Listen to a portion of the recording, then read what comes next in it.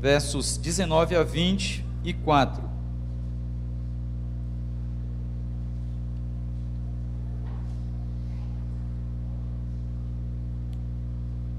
A palavra de Deus diz: e quando Herodes o procurou e não o achou, feita a inquirição aos guardas, mandou-os justiçar ou puni-los.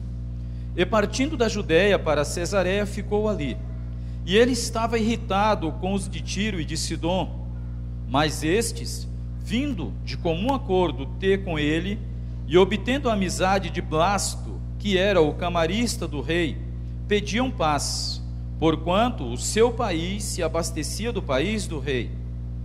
E num dia designado, vestindo Herodes as vestes reais, estava sentado no tribunal, e lhes fez uma prática, e o povo exclamava: voz de Deus, e não de homem.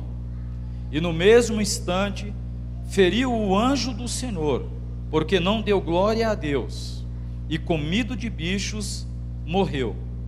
E a palavra de Deus crescia e se multiplicava. Amém? Pai, nós estamos reunidos aqui nesta noite, diante da Tua presença, para adorar ao Senhor, para estarmos em comunhão, para declararmos que Tu és o nosso Deus, para reconhecer as Tuas maravilhas, para louvar o Teu nome que é bendito para sempre, para reconhecer as obras do Senhor nas nossas vidas, na igreja e também fora da igreja, porque as Tuas obras não se limitam às fronteiras dos nossos arraiais, dos nossos templos, mas ela se expande e alcança toda a terra, o mundo todo, dentro e fora dos círculos evangélicos cristãos. Te louvamos e te adoramos, porque fomos chamados por Ti para sermos Teus, para fazermos parte do Teu povo, do Teu exército, e para lutarmos juntos com o Senhor, liderados pelo Senhor, como nosso general, nosso comandante, que vai à nossa frente, guerreando as guerras que não são nossas, mas são Tuas, e o Senhor nos convocou para ela. Então nós queremos nesta noite ouvir a voz do Senhor falando ao nosso coração, e sentir o Teu poder, Senhor, agindo em nosso meio, tocando em nossas vidas, mudando situações, mudando realidades, transformando circunstâncias, em nome de Jesus. Ministra em cada coração, toca em cada vida que está aqui nesta noite, esteja abençoando a cada um, esteja dando a cada um a Tua graça, a Tua direção, dando a eles, Senhor, a certeza de que Tu estás com eles, mesmo que pareça que não é verdade, mesmo que tudo pareça o contrário, mas que haja esta certeza em cada coração. Ministra, nós te pedimos, em nome de Jesus, amém. Podeis assentar.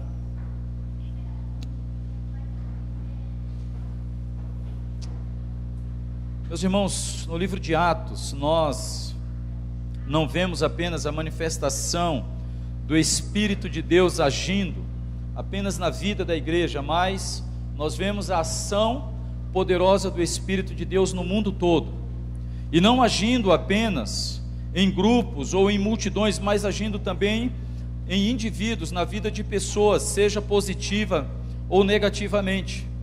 A ação de Deus é uma ação real e é uma ação poderosa, e é importante nós estarmos estudando o livro de Atos, mas estudando isso com uma visão espiritual da igreja, porque é muito fácil a igreja perder a sua visão do que ela realmente é, perder a noção da sua essência e passar a agir, a se comportar como uma organização qualquer, como um grupo qualquer, como uma entidade social, uma ONG, uma associação ou um clube.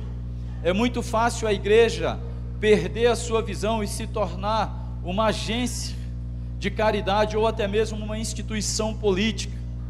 Então é importante nós estudarmos o livro de Atos, mas não podemos estudar o livro de Atos, apesar de ser um livro histórico, olhando apenas para os atos passados, para os acontecimentos históricos, e imaginarmos que são fatos que estão distantes de nós, não apenas distantes geograficamente, porque aconteceram lá do outro lado do mundo, das bandas do Oriente, lá em Jerusalém e nas regiões adjacentes, mas também que estejam distantes de nós por conta do tempo, porque aconteceram há muitos anos atrás, ou há cerca de 2 milênios atrás. Não podemos estudar o livro de Atos pensando que a manifestação do poder de Deus está restrita apenas aos lugares e ao tempo em que elas aconteceram, lá quando os relatos foram escritos e estão hoje para o nosso conhecimento. Mas temos que estudar o livro de Atos, puxando também para a nossa era, para o nosso momento, para o presente e para o futuro que temos daqui por diante, esta mesma ação poderosa do Espírito Santo de Deus. E é uma ação que, como eu disse, acontece na vida de homens, individualmente, acontece na vida dos grupos que se reúnem em nome de Deus, e estes grupos são chamados igrejas, que se multiplicam, que estão em várias partes do mundo, mas também uma ação poderosa que acontece no mundo. E quando nós analisamos a igreja, nós temos que vê-la como corpo espiritual, como organismo espiritual. E a igreja, ela está presente no mundo, mas ela está no meio de uma guerra espiritual. Existem no nosso mundo hoje muitos conflitos, conflitos sociais, conflitos políticos, conflitos econômicos, disputas econômicas, disputas por poder, disputas por territórios. Existem hoje no mundo rumores de conflitos que estão para surgir. Agora há pouco eu vi uma reportagem, assim, a manchete apenas, de que a Rússia invadiu lá uma área em que soldados ucranianos estavam armados e prontos para a guerra, e a situação não está se complicando, e nós não sabemos o que pode explodir a partir desta situação que está acontecendo ali naquela parte da Europa. Mas a igreja está envolvida no meio de um outro conflito, um conflito espiritual, e é importante nós pensarmos isso, porque todo o trabalho da igreja, o tempo todo, é um trabalho espiritual. A igreja, tudo que ela faz aqui, olha, nós vimos agora no vídeo, ali falando sobre vocação, que até pedreiros são chamados para o ministério, para a obra missionária. Mas quando um pedreiro está construindo, seja uma casa para um missionário, seja uma casa para abrigar uma família carente, seja um templo, seja um centro de recuperação, seja um lar batista para crianças, seja lá o que for que esteja se construindo com a finalidade de acolher e abençoar vidas, esta obra que está sendo realizada, seja a padaria para fazer pãozinho, né, Anderson? Seja lá o que for que se estiver construindo para a realização da obra de Deus, é uma obra espiritual. E ao realizar esta obra, nós vamos lidar com forças opositoras, forças do mal, forças estabelecidas e comandadas pelo reino de Satanás e lideradas pelo próprio Satanás, que a Bíblia vai dizer que é o príncipe da potestade do ar. Quando nós saímos nas ruas para distribuir folhetos, para visitar pessoas, para evangelizar famílias, para orar por vidas, nós estamos lidando com forças espirituais que são opositoras à obra da igreja, porque nosso trabalho visa resgatar vidas das mãos de Satanás. A obra da igreja não é apenas uma obra para entretenimento, não é um projeto que visa melhorar a vida das pessoas socialmente, embora seja esse também o nosso trabalho. É bom vermos as pessoas melhorando no seu aspecto social. Eu recebi uma notícia hoje que me deixou muito feliz. Tem uma senhora lá na Terra Prometida chamada Cássia, que quem conhece a dona Cássia, sabe uma brincadeira de mau gosto que o pessoal tem com os alcoólatras por aí, que eles chamam pudim de pinga, que é aquela pessoa que transpira cachaça, né? Você chega perto dela, o suor dela já está cheirando a álcool o tempo todo, e ela pode tomar banho, usar perfume, que aquele cheiro vai ficar por muito tempo, e ela pode parar de beber, que essa situação continua por muito tempo, até que ela fique limpa totalmente e passe a ter um cheiro diferente, um cheiro bom. A dona Cássia era esta pessoa, magra, desta finura, consumida pelo cigarro e pela bebida. Ela bebia para viver e vivia para beber, esta a sua realidade. E foram feitas muitas visitas no lar da Cássia, foram feitas muitas orações em favor dela. Eu louvo a Deus pela vida da Viviane, pela vida da Nilce, porque foram lá, Viviane Ferreira, muitas vezes, visitar, aconselhar, estudar a Bíblia e orar, não só com a Cássia, mas com outras mulheres e com outras pessoas ali. Teve uma das terças-feiras que nós estávamos no culto e a Cássia estava sentada na segunda fileira de cadeira, E no momento da oração, quando nós começamos a orar pela vida dela, ela caiu possuída por um demônio no meio da igreja. Tinha alguém da Cristolândia lá naquele dia, não sei. Você estava lá, Fábio, nesse dia não. Ela caiu possessa no meio da igreja. E ali a Viviane, junto com mais alguém, já pôs a mão, orou, e ela se levantou. E ela estava meio sumida da igreja esses dias, não tinha ido lá. E ontem a Viviane foi à casa dela, e hoje eu recebi a notícia de que ela está muito bem, está indo a uma igreja, porque nós não estamos tendo culto lá aos domingos. Ela tem ido a uma igreja lá aos domingos, mais pessoas da sua família estão indo. A casa da Cássia está arrumada. Lembram que eu falei aqui outro dia, que quando Cristo entra na vida de uma pessoa, numa família, Ele transforma até o ambiente, aquele ambiente sujo, mal cheiroso, destruído, Ele restaura. Agora, o nosso trabalho não é um trabalho apenas para chegar lá e ver as pessoas que elas estão melhorando nesse aspecto físico, emocional, psicológico, social. Estes aí devem ser os reflexos do que está acontecendo no coração dela, do que está acontecendo na alma dela, do que está acontecendo no mundo espiritual, porque é uma demonstração de que Satanás está indo embora, os demônios saíram e o poder de Deus está se manifestando naquela vida. Então o trabalho da igreja é um trabalho 100% espiritual. E por ser espiritual, nós estamos lidando com forças opositoras espirituais. Quando uma família, uma pessoa está tentando se achegar a Cristo, querendo se firmar na igreja, querendo estudar a Bíblia, ela vai lidar com muitas oposições. E por isso nós precisamos ter o discernimento para não desistirmos das pessoas facilmente. Porque o diabo vai criando situações, problemas na família, cria lá o desemprego, a falta de dinheiro, a enfermidade, a briga, a confusão e uma série de outros obstáculos. Muda o horário de trabalho. Não sei se você já percebeu isso.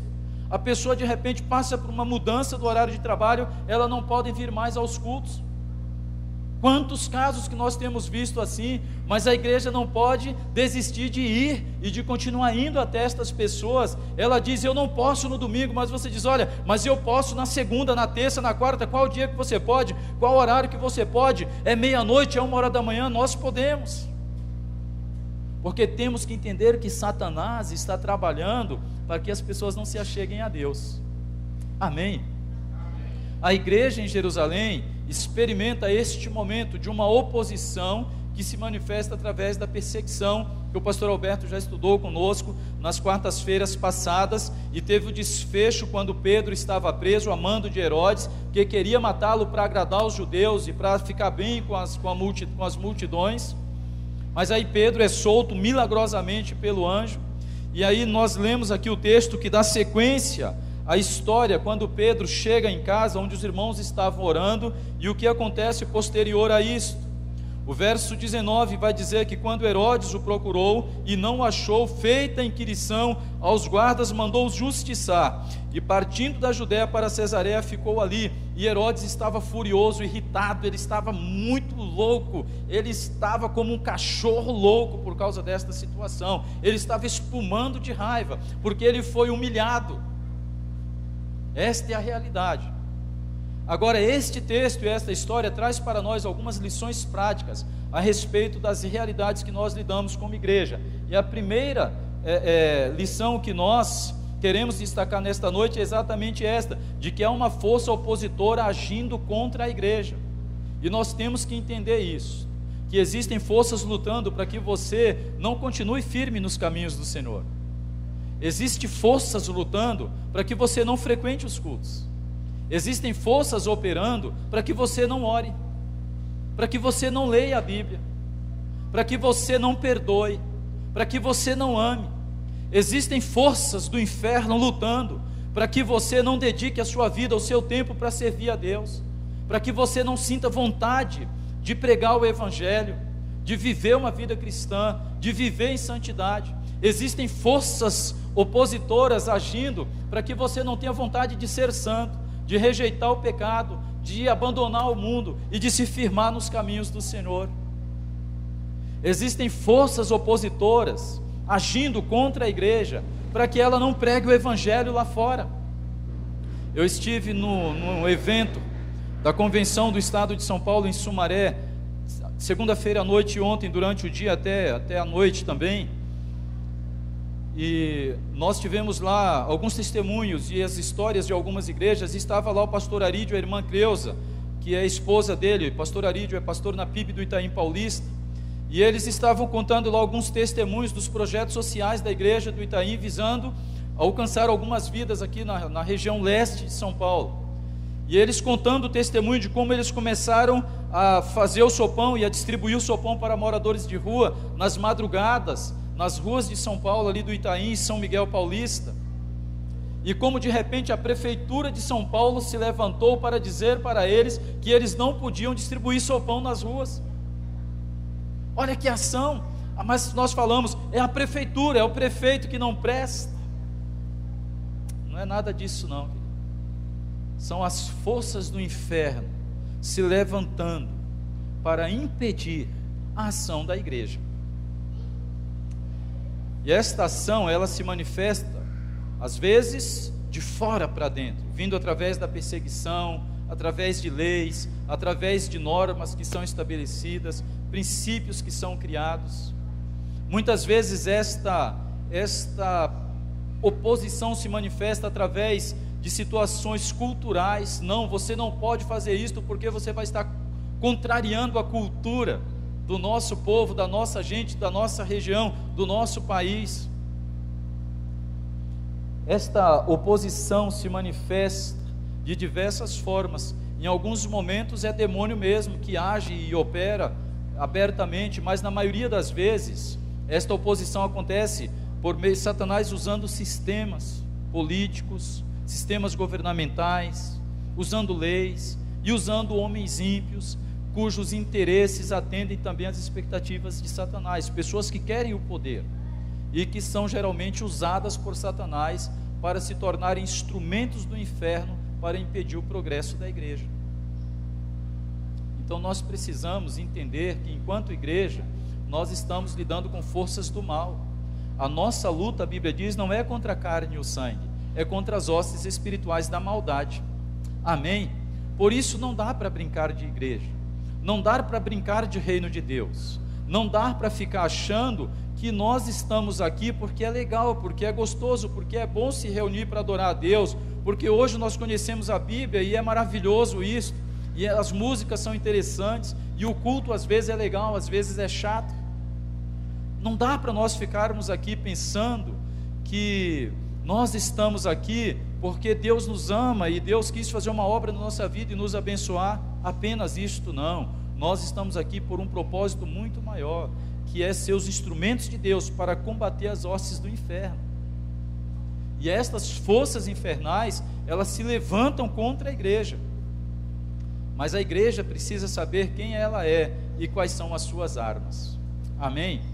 Então a outra lição que nós tiramos aqui deste texto é que a arma que a igreja tem e que ela precisa usar, ela não precisa apenas ter, ela deve usar, ela é obrigada a usar para reagir contra as forças do inferno, para destruir as forças do mal, é a oração. Amém? Diga para a pessoa que está do seu lado aí, a nossa arma é a oração. Diga para ela, a minha arma é a oração. Diga de novo, a sua arma é a oração. Não é o protesto, não é a manifestação pública, não é sair por aí fazendo disputas, criando movimentos, estabelecendo revoluções em nome de situações ou de instituições, seja lá quais forem. A arma, o instrumento poderoso e eficaz da igreja, indispensável e que tem que ser usado é a oração. Agora, é lamentável, mas como nós oramos pouco. Quanto tempo você dedica à oração por dia?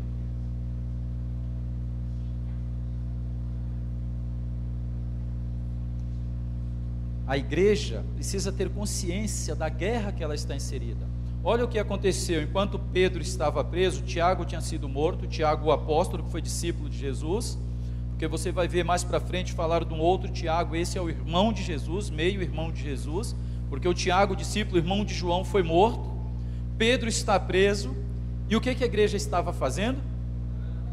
E ela estava orando aonde? No templo? eles estavam reunidos numa casa, aonde o que eles faziam lá? Oravam. Lá eles intercediam, lá eles clamavam, porque a oração é a arma, é o instrumento da igreja para enfrentar o inferno. Pela oração nós construímos e pela oração nós destruímos. Você sabia disso?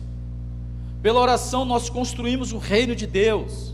É pela oração que a igreja avança, é pela oração que a igreja conquista terrenos, é pela oração, e eu não digo terrenos para construir templo não, tá? É terreno para abençoar vidas. A igreja conquista pelo poder da oração espaços onde ela ministra, onde ela restaura, onde ela liberta vidas, onde ela abençoa vidas, onde ela constrói o reino de Deus.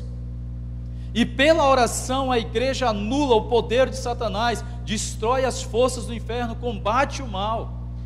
Veja o que aconteceu. Pedro estava preso, a igreja estava orando, e o que acontece? O anjo vai até a prisão, arranca aquelas correntes que prendem Pedro aos soldados, tira Pedro de lá pelos corredores. A Bíblia diz que as celas vão se abrindo na medida que eles vão se aproximando, e de repente eles vão caminhando, e depois de um bom pedaço andado, Pedro se dá conta de que ele realmente estava livre. Ou seja, as forças do império, o poder do rei, o poder das correntes, das amarras foram destruídos, porque a igreja estava orando. A arma da igreja é a oração. Hoje eu resolvi escrever o esboço aqui. Agora a minha dificuldade é ficar olhando para esse negócio aqui e seguir o que está escrito aqui. Em vários momentos no livro de Atos, nós encontramos a igreja orando. Agora eu vi ali, esse negócio é interessante, eu tinha que falar isso, mas se eu não olhasse lá, eu não ia falar não. Estou acostumado a pregar sem isso aí. Você vai encontrar a igreja de joelhos no livro de Atos. Logo no dia de Pentecostes, na descida do Espírito Santo, a Bíblia diz que havia um grupo de 120 discípulos reunidos no cenáculo, e o que eles estavam fazendo lá? Orando. Capítulo 3, quando Pedro e João curam aquele paralítico na porta do templo, eles estavam indo para o templo fazer o quê? Orar. Capítulo 4, quando Pedro e João novamente são presos, e depois eles são soltos, milagrosamente também pelo anjo. O que a igreja estava fazendo? Orando. Eles vão visitar os irmãos e lá eles levantam um clamor a Deus, e quando eles clamam, o terreno treme, as paredes tremem, os portões se abrem. Não foi nesse não, né? Isso aí foi lá quando eles oram, há um terremoto, e o poder de Deus se manifesta, e a igreja sai fazendo a obra, sai fazendo o ministério, curando, libertando, pregando, manifestando a glória de Deus naquele lugar. E agora novamente, Pedro está preso, Tiago morto, mas a igreja está de joelhos, a igreja está orando. A igreja precisa orar em tempos de crise. É terrível quando a igreja começa a entrar por um problema, porque eu estava falando que os problemas que afetam a igreja não são só os problemas externos, mas também problemas internos. E aliás, isto é algo que hoje nós precisamos tomar muito cuidado aqui no Brasil, porque está havendo uma manifestação externa, através de leis, de imposições contrárias à igreja.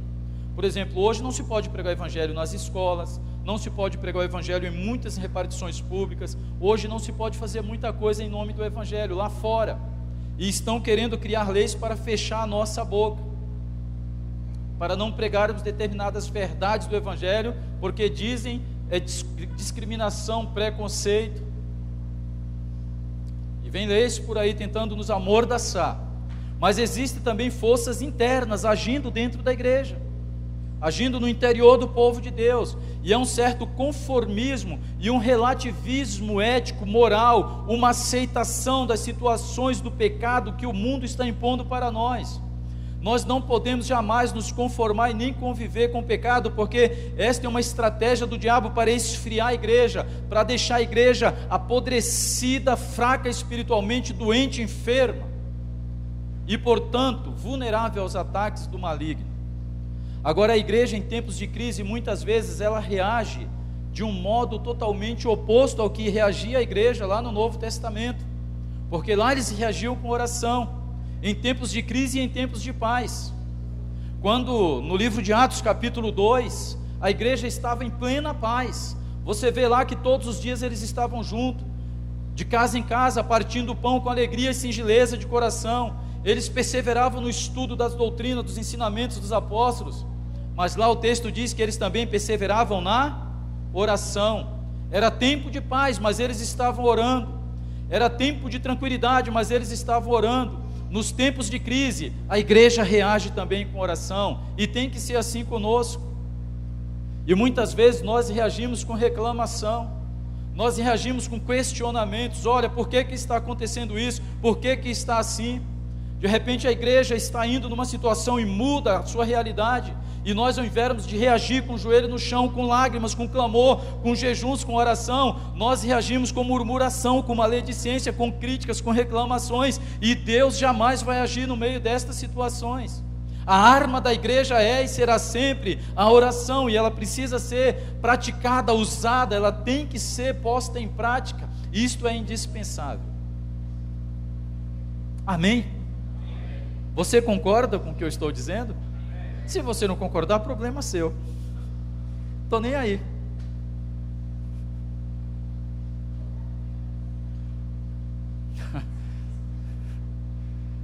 A oração. A oração. A oração é a arma que nós temos para avançar contra o reino de Satanás. Sempre que nós falamos neste assunto, o exemplo que nós temos da nossa época mais poderoso é a Coreia do Sul. Não é, Éder? Estávamos conversando segunda-feira à tarde, o Éder e eu, e ele me falava sobre isso. E ele falava para mim assim: na Coreia do Sul, pastor, os irmãos saem 4 horas da manhã para orar. Por que a gente não faz isso aqui?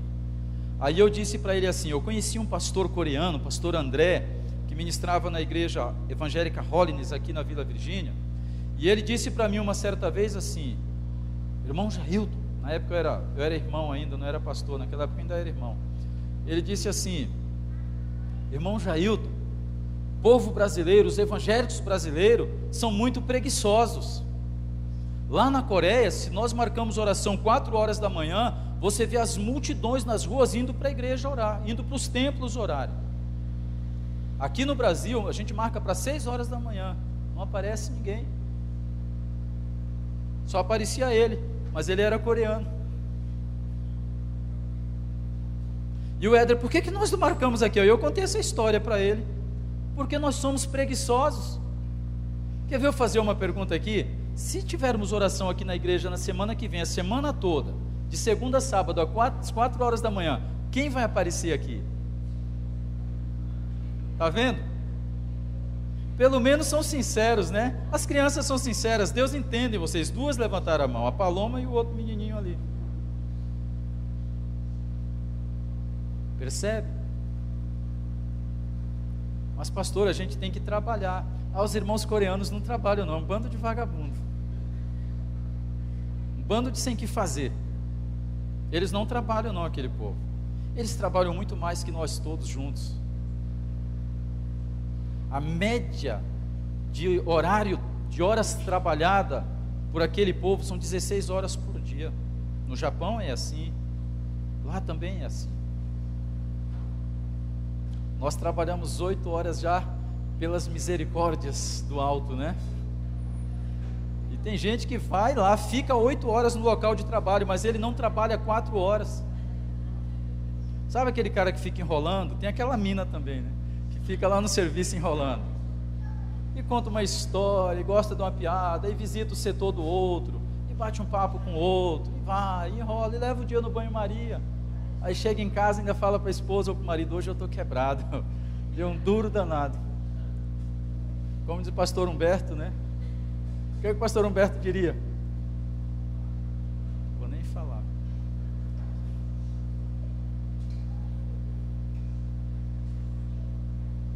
Nós temos preguiça de orar, mas porque nós não temos consciência da guerra que nós estamos envolvidos. E a oração, em tempo de crise, é a arma mais poderosa que nós temos.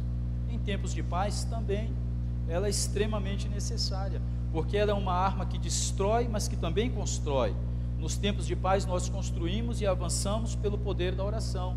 Nos tempos de crise nós destruímos as operações do mal pelo poder da oração.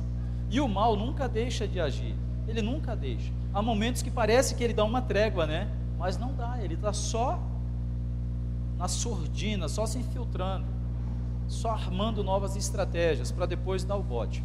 Mas deixa eu continuar aqui, porque em terceiro lugar nós temos a manifestação de Deus, e é o que nós aprendemos neste texto. O poder de Deus está presente e ele opera tanto na igreja quanto no mundo. E isto é que é tremendo, porque você vai ver o poder de Deus agindo na prisão, na vida de Pedro, libertando Pedro e mandando ele de volta para os seus. Pedro é entregue são e salvo aos irmãos que estavam orando. E tem um detalhe nesse texto que diz que Pedro, depois que esteve com os irmãos, oraram, agradeceram a Deus ali, e ele foi para um outro lugar, e não fala o lugar. Só depois, no capítulo 15, é que a gente vai saber que Pedro estava em Jerusalém de novo. Mas não fala para onde ele foi. Talvez tenha dado um perdido em Herodes. Fala, vamos sumir com Pedro, para o cara não achar ele por enquanto. É mais ou menos isso. Mas o poder de Deus está agindo na igreja, amém? Meus irmãos, Deus está agindo na vida da igreja. Não agiu só lá nos dias dos apóstolos do Novo Testamento, da igreja primitiva, não. Está agindo hoje. Você está aqui hoje porque Deus está agindo na sua vida. Deus está agindo na sua família. Deus está agindo na sua casa. Deus está operando milagres, curas, libertação, está tocando em vidas. Na igreja, Deus tem operado milagres e Ele é poderoso para fazer ainda mais. O problema é que às vezes nós não cremos, não buscamos, não deixamos Ele agir, criamos barreiras e obstáculos para a ação de Deus na nossa vida e no meio da igreja, porque somos míopes na nossa visão espiritual, e somos incrédulos demais e duros de coração, e não buscamos e não acreditamos na manifestação do poder de Deus. Mas Deus está agindo na igreja. Meus irmãos, Deus tem aberto tantas portas para nós. Tem como ligar a tomada aqui, Tiago? Tem só 8%, eu acho que não vai dar tempo não, porque ainda tenho mais umas 2 horas de pregação. Pessoal, ainda bem que você falou amém, espero que o amém anime. Deus tem agido, Deus tem manifestado o seu poder de uma forma extraordinária. Vocês não têm ideia do que nós como igreja, com os nossos recursos tão limitados, com a nossa força tão pequena, o que tem acontecido, o que Deus tem feito, e é maravilhoso. Olha, o pessoal do CRAS, do Serviço Social da Prefeitura, já veio procurar a nossa igreja pedindo ajuda. Secretaria da Saúde nos procura pedindo ajuda. Pastor, nós podemos contar com vocês. Há 2 semanas atrás, o delegado de polícia de Itaquá pediu para um rapaz me ligar, nos pedindo ajuda. Há 2 semanas atrás, eu estive com o pastor Alberto na igreja, na escola José Piacentini, lá no Jardim Nápoles 2, e conversando com a diretora, a vice-diretora se aproximou e disse: nós precisamos fazer um trabalho para atrair as mães para a escola, nós queremos que elas interajam com a escola, vocês podem nos ajudar? E todas as 4 vezes e outras vezes mais que fomos procurados, sabe qual é a nossa resposta?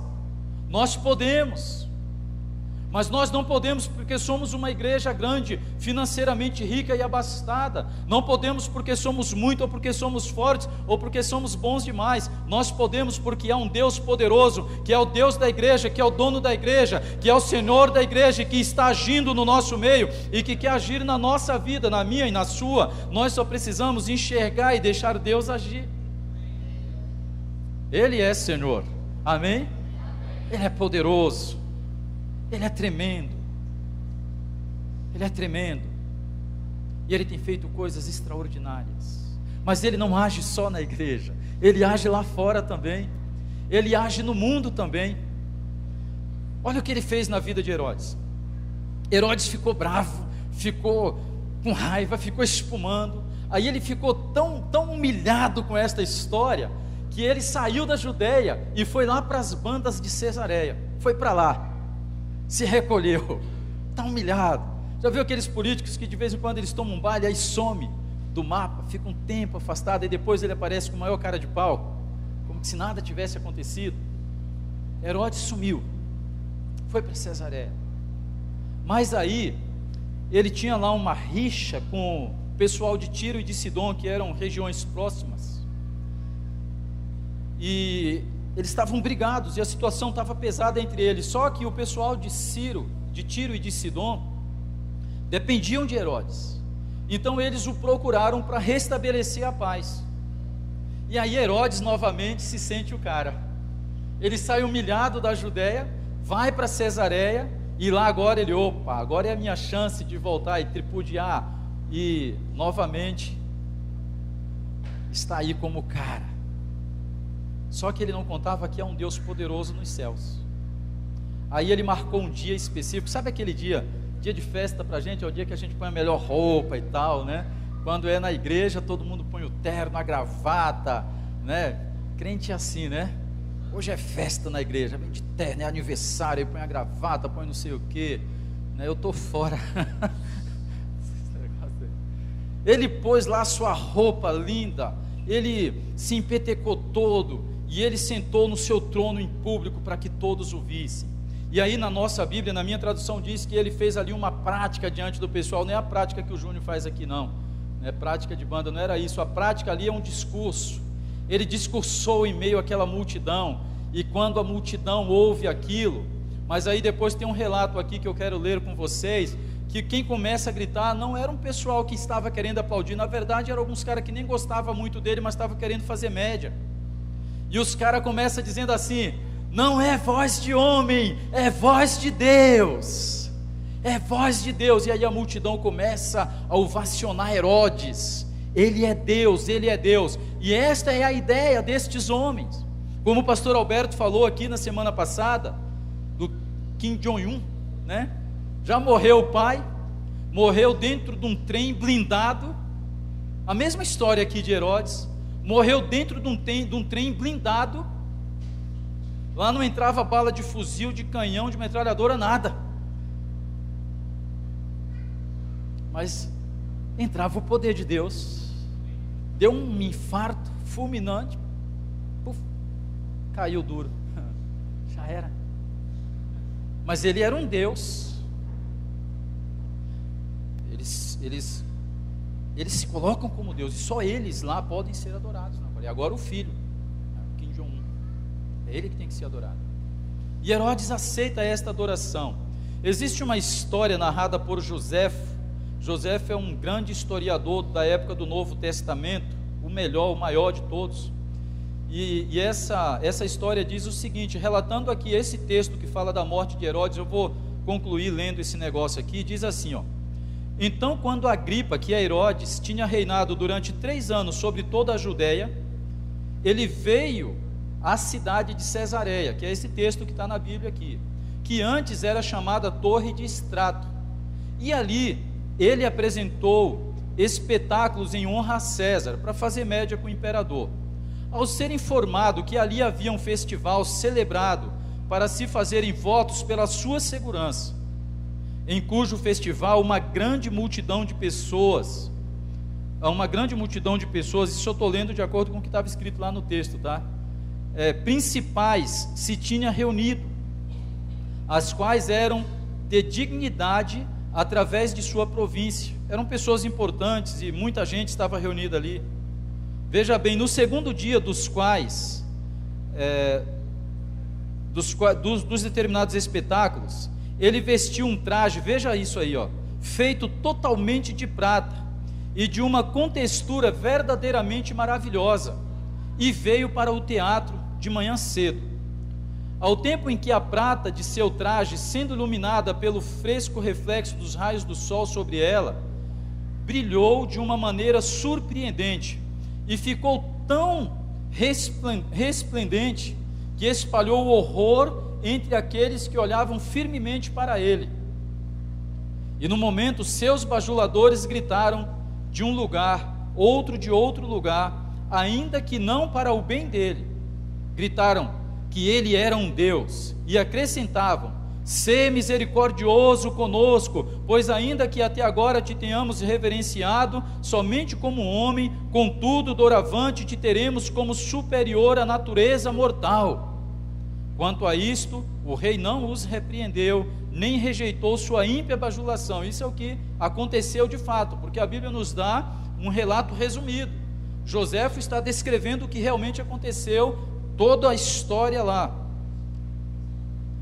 E aí, na continuação do texto, diz assim, que no meio de toda aquela bajulação, Herodes estando presente, depois ele olhou para cima, viu uma coruja pousada numa corda sobre a sua cabeça, e imediatamente entendeu que este pássaro era o mensageiro de más notícias, como tinha sido, em outra ocasião, mensageiro de boas notícias. E aí olha o que acontece, e caiu na mais profunda tristeza, uma dor severa também apareceu no seu abdômen, e ele começou a contorcer-se, porque a dor era muito violenta. Ele, portanto, olhou para seus amigos e disse: eu, a quem chamais Deus, estou presentemente chamado a partir desta vida, enquanto a providência assim reprova as palavras mentirosas que vós agora mesmo disseram. E eu, que por vós fui chamado imortal, tenho que ser imediatamente afastado depressa para a morte. Quando ele acabou de dizer isto, sua dor se tornou violentíssima, de modo que ele foi carregado para dentro do palácio, e o rumor espalhou-se por toda parte, que ele certamente morreria dentro de pouco tempo. E quando ele tinha se esgotado muito pela dor no seu abdômen, durante 5 dias, ele partiu desta vida.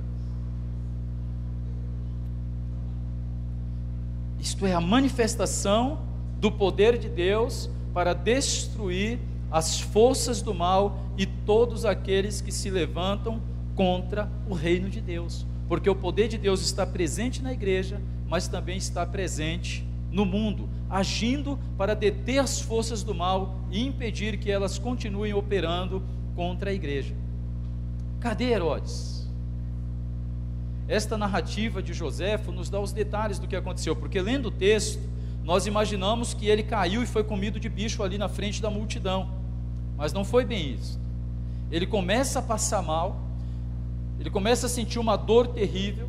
Joséfo diz que ele viu uma coruja que estava sentada sobre uma corda acima da cabeça dele, e aquilo é para ele um mau presságio, uma má notícia, porque na crença dele aquilo era uma notícia ruim que ele estava recebendo, e aí ele é acometido por esta dor, é tirado de diante da multidão, é levado lá para o seu canto, para o seu aposento, e lá a dor se torna muito agressiva por 5 dias até que ele morre.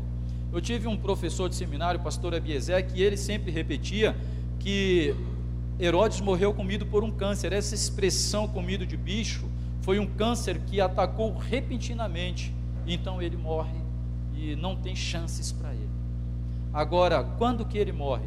Quando ele está se exaltando e sendo exaltado como Deus, porque ele se sentiu honrado, ele provocou tudo aquilo na multidão. Ele usa um vestido revestido de prata, e quando os raios do sol batem no vestido, então uma luz resplandece, e as pessoas ficam aterrorizadas com aquilo, elas ficam chocadas, porque elas veem como se fosse uma majestade, uma glória, um esplendor que está ali naquele lugar. E aí depois do seu discurso, eles começam a gritar: é voz de Deus, é voz de Deus. Só que aí o Deus Todo-Poderoso se manifesta e continua a sua declaração: não há Deus senão o Senhor.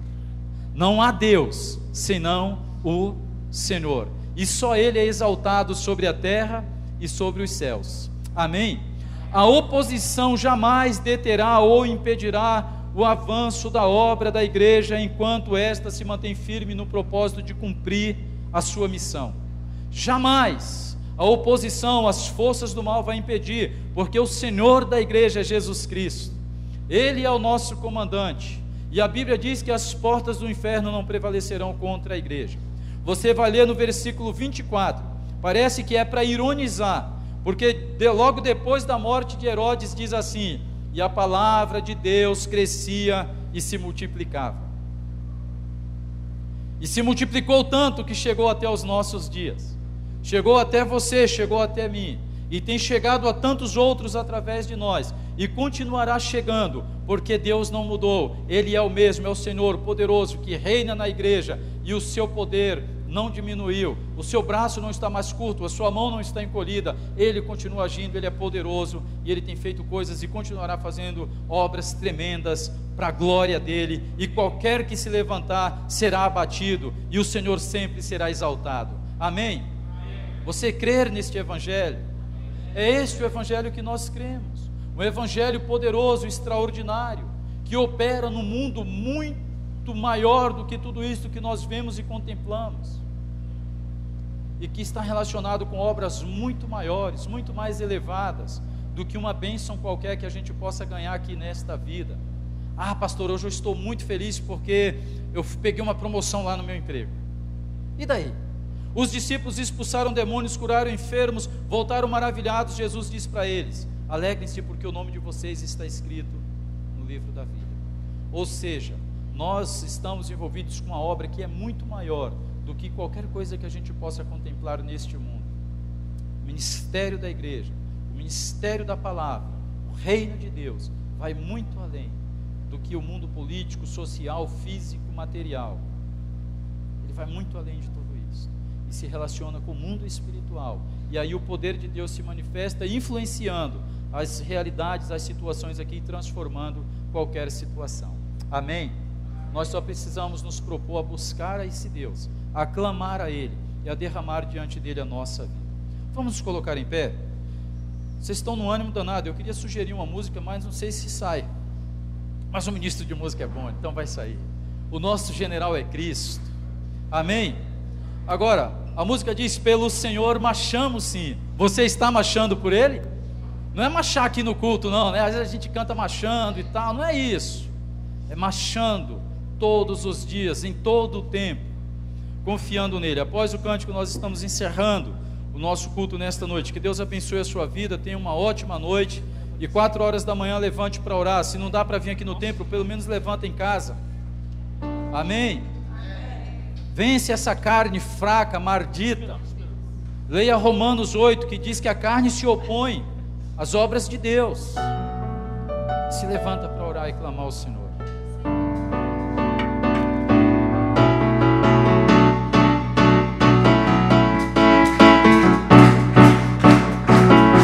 Louve o Senhor com as palmas.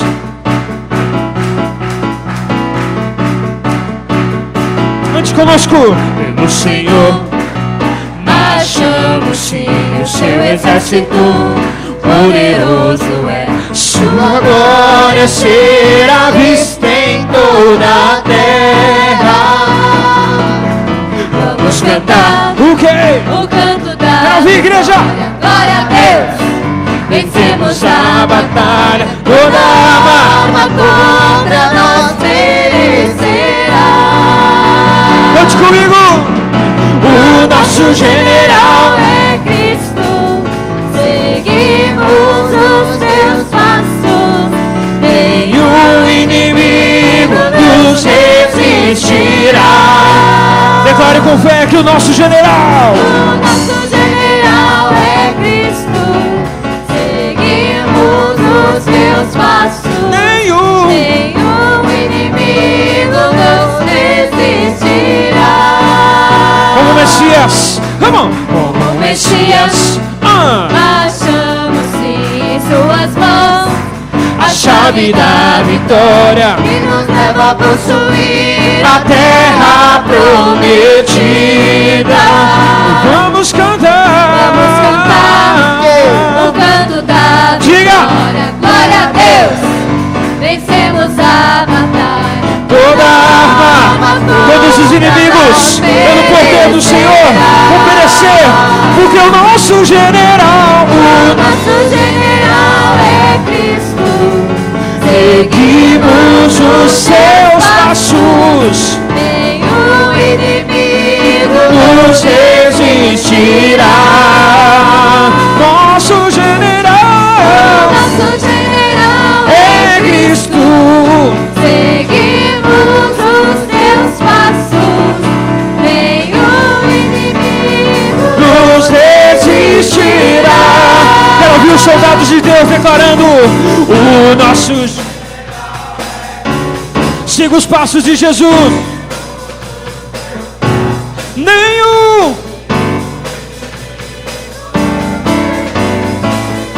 ser melhor, hein? Quero ouvir, igreja. Nosso general, o nosso general.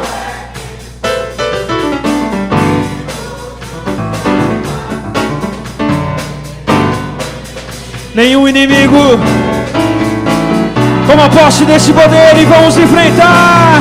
O nosso general é Cristo. Seguimos os teus passos. Nenhum